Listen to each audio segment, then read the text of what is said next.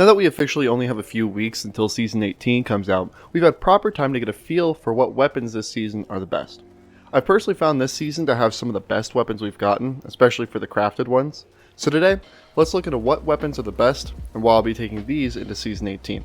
Now before we start, let me know what weapons you've been using in the comments. I always love talking about roles and potential things that I may have missed. So make sure to leave that and totally down to have a little conversation. First, we're going to dive into the PvE weapons. I may do a PvP one, but for now we're doing this. We'll split it up into primaries, special weapons, and heavy weapons. So primary weapons have seen a few really good perks this season, incandescent being one. The ability to spread 50 scorch upon a kill is very strong, which only gets stronger using the enhanced version with Ember of Ashes, which ups it to 85 stacks. CALUS mini tool is probably the best implementation of that here. Since it's craftable, you can get enhanced perks and target farm the perfect role. The sidearm Drain can get incandescent too, but SMGs are currently in a better place meta-wise. I'm practically in love with this thing. I've racked up 6,000 kills on it easy on any solar build that I've been rocking. It's a craftable opulent weapon that's just well worth the grind. The craftable Tears of Contrition is our next highlight of the season. It's a seasonal 180 scout rifle that has some really fun synergy perks. And it's craftable, which makes it easy to target farm. Our first perk combo is triple tap and 4th times the charm. Combining this with magazine perks to give you more bullets, up to 20, allows you to shoot for an absurd amount of time, since 4th times the charm can proc independently of triple tap. I'd tell you how many times, but math is absolutely terrifying, so we'll skip that. We also have the perk combo triple tap explosive rounds. Now this may not be broken or novel in any way, but it's very solid in in-game content and is worth getting if you don't have a good scout in that slot anyways. Staccato 46 is our primary's honorable mention. It's a world drop 180 solar scout. Now you may think this is just an average Suros rifle, and that's where you're wrong. This scout can roll with several really good perks and perk combos that make this thing worth getting. One example is shoot to loot and explosive rounds.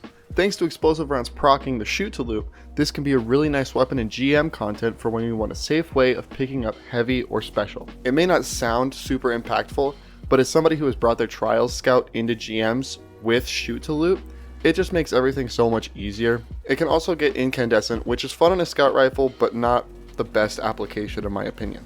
If you're enjoying the video, please consider subscribing. It lets me know to make more videos like this, and remember to like the video to let YouTube know that you want to see more. Next up, we'll talk about special weapons. We had a new perk called Fragile Focus, which gives extra range if you don't get hit before shooting, which is really great on PvP shotguns. We also got some fun perks like Chill Clip, which applies 50 slow to the target hit, causing them to freeze in 2 shots. Now this was added last season, but it's popping more and more in weapons than it was last season. Killing Tally made its return after being vaulted, and while it was broken for most of the season and unusable, it really makes a difference in weapons that can properly take advantage of its benefits. First, let's talk about Lingering Dread. This is a breech-loaded grenade launcher that you can get from the new Duality dungeon. It's stasis, so it's nice to have more great secondaries in the kinetic slot since most of them are always in the elemental slot. While breech-loaded grenade launchers have always been pretty good in PvE, this one is special because it can get Chill Clip.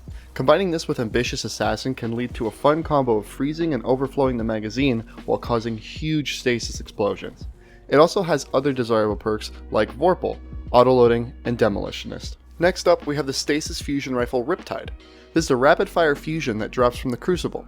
Thanks to the playlist changes made this season, giving more perks to drop from resetting your reputation rank, farming this weapon is relatively easy for those that enjoy PvP. This can roll with perks like Chill Clip, Auto Loading, Lead from Gold, Golden Tricorn, and more.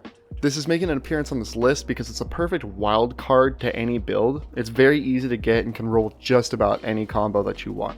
Its versatility makes it a real jack of all trades. As our honorable mention, we have the seasonal trace rifle Hollow Denial. It's void and craftable and has some really good build enhancing perks like Repulsor Brace, which gives you an overshield for killing void debuffed enemies. Now the reason it's the honorable mention here is because it's a bit niche and can only really be properly used with certain void builds, and potentially exotics like Collective Obligation. Overall it's really good, it's just not super universal in its best form. Lastly, we have heavy weapons. This season Bungie played fire with power creep by introducing our first pick here. I expect a decent slap on the wrist for it just to make sure it doesn't become the go-to forever, because it really is just that strong. As some of you may have guessed, our first pick here is the infamous Stormchaser. This is a 3-burst linear fusion rifle that drops from the Duality dungeon. This archetype alone outclasses most linears on their good days, but Stormchaser leaves no breathing room by having some very solid perk combos and options. My personal favorite has been Rapid Hit and Firing Line, with the stability and reload boost that you get from Rapid Hit, and the 20% damage given for simply standing next to your fire team makes this gun stable, fast, and DPS optimized. It can also drop with other coveted perks like Clown Cartridge, Vorpal, Autoloading, and Frenzy. This linear gaps any other ones that we've gotten before, and I do expect it to get hit in some way, so take advantage of it while you can. Our next weapon is a reprised machine gun, Fixed Odds. This gun has perks that can fit the role of machine guns perfectly.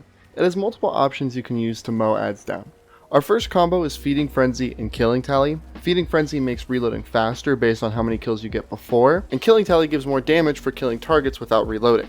With this combo you can get this really nice handoff aspect to it, where you ramp up Killing Tally, and while you're using it, you set up your next reload with Feeding Frenzy. This allows you to pour huge damage with very low downtime. Another fun combo is Incandescent Feeding Frenzy, which can cause an ungodly amount of ignitions. Did I mention that it's craftable too? You can farm this gun from the Duality Dungeon. Our final weapon is the honorable mention, Bump in the Night. It's a craftable stasis rocket launcher that can roll with perks like Chill Clip, Auto-Loading Holster, Vorpal, and Field Prep. It's not a best in slot comparing this to other options, but is very good if you don't have something better.